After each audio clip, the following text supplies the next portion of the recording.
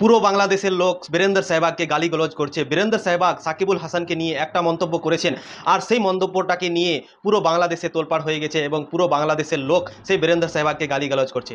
হয়েছে এটা কি, সাউথ আফ্রিকা আর বাংলাদেশের মধ্যে ম্যাচ হয়েছিল, আর বাংলাদেশ টসে জিতে বোলিং করার সিদ্ধান্ত নিয়েছিল, আর সাউথ আফ্রিকা 113 রানে অল আউট হয়ে গিয়েছিল সেই বাংলাদেশের সামনে। নিউইয়র্কে খেলা হয়েছিল, আর নিউইয়র্কের পিচে আপনারা তো জানেন ভারতেরও তার আগে খেলা হয়েছিল, আর 119 রান করেছিল, আর ডিফেন্ড করে নিয়েছিল সেই ভারতীয় দল সেই রানটাকে, আর পাকিস্তানকে হারিয়ে দিয়েছিল 6 রানে। আর এখানেও সেটাই হয়েছিল, 113 রান করেছিল সাউথ আফ্রিকা, আর বাংলাদেশ সেই রানটা চেস করতে পারেনি। 4 রানে ম্যাচ হেরে গিয়েছিল সেই বাংলাদেশ দল, কিন্তু সাকিবুল হাসান সেই ম্যাচে রান করতে পারেনি।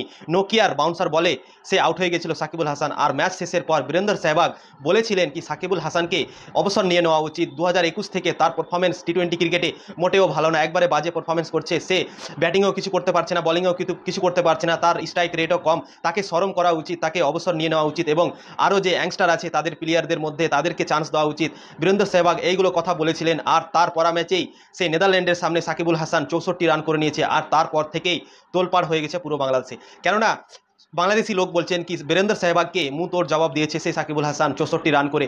সাকিবুল হাসানকে সেই মন্তব্যটা করেছিল সেই ম্যাচের আগে, যে ম্যাচে সাকিবুল হাসান রান করতে পারেনি তখন সেই মন্তব্যটা করেছিল। তো আমি আপনাদেরকে বলে দিচ্ছি কি বীরেন্দর সেহবাগ একটা অ্যানালাইসিস, তারা একটা চ্যানেলে বসে অ্যানালাইসিস করছে কে ভালো খেলছে কে খারাপ খেলছে, এইগুলো নিয়েই তারা আলোচনা করে। যে ভালো খেলবে তার ব্যাপারে ভালো আলোচনা করবে, যে খারাপ খেলবে তার ব্যাপারে খারাপ আলোচনা করবে। তো এতে বীরেন্দর সেহবাগের কোনো ভুল নাই, আমি আপনাদেরকে বলে রাখি। কেননা আমরাও সেই ইন্ডিয়াতে থাকি, আর আমাদের প্লেয়ারও যখন ভালো না খেলে তখন বীরেন্দর সেহবাগই বলে কি এভাবে এই প্লেয়ারটা ভালো খেলছে না, তাকে শরম করা উচিত, বা আরও অন্যান্য কথা বলে থাকে সেই বীরেন্দর সেহবাগ। তো আপনাদের গালিগালাজ করাটা ঠিক হয় না, এটাই আমি বলবো আপনাদেরকে। কেননা বীরেন্দর সেহবাগেরা একটা অ্যানালিসিসে কাজ করে, চ্যানেলে কাজ করে, তারা যে যখন ভালো পারফরমেন্স করবে বা খারাপ পারফরমেন্স করবে তার উপরে তারা আলোচনা করবে। তো সাকিবুল হাসান 2 বছর থেকে ভালো ক্রিকেট খেলতে পারেনি সেই টি20 ক্রিকেটে, তাই জন্য সাকিবুল হাসানকে এভাবে মন্তব্য করেছিল সেই বীরেন্দর সেহবাগ। আর আপনারা বীরেন্দর সেহবাগকে এইভাবে গালিগালাজ করছেন, এবং তাকে আপনারা বলছেন কি বীরেন্দর সেহবাগ ভারতের জন্য খুবই খারাপ ক্রিকেট খেলেছে, সে কোনোদিন সম্মান পায়নি। এইগুলো কথা আপনারা প্লিজ আলোচনা করা বন্ধ করুন। বীরেন্দর সেহবাগ একটা অনেক বড় ব্যাটসম্যান ছিল, আর সে সব বোলাররা তাকে দেখে কাঁপত, আর আপনারা এভাবে কথা বলছেন। আপনারা বলছেন কি ভারতীয় দলে বাংলাদেশের সাকিবুল হাসানের মতো প্লেয়ার নেই, তাই জন্য সেই বীরেন্দর সেহবাগ এইগুলো কথাগুলো বলেছেন। তো এটা আপনাদের ভুল ধারণা। বীরেন্দর সেহবাগ পারফরমেন্স হিসেবে বলেছে, পারফরমেন্স দেখেছে সে সাকিবুল হাসানের, তাই জন্যই সে এইভাবে কথা বলেছেন।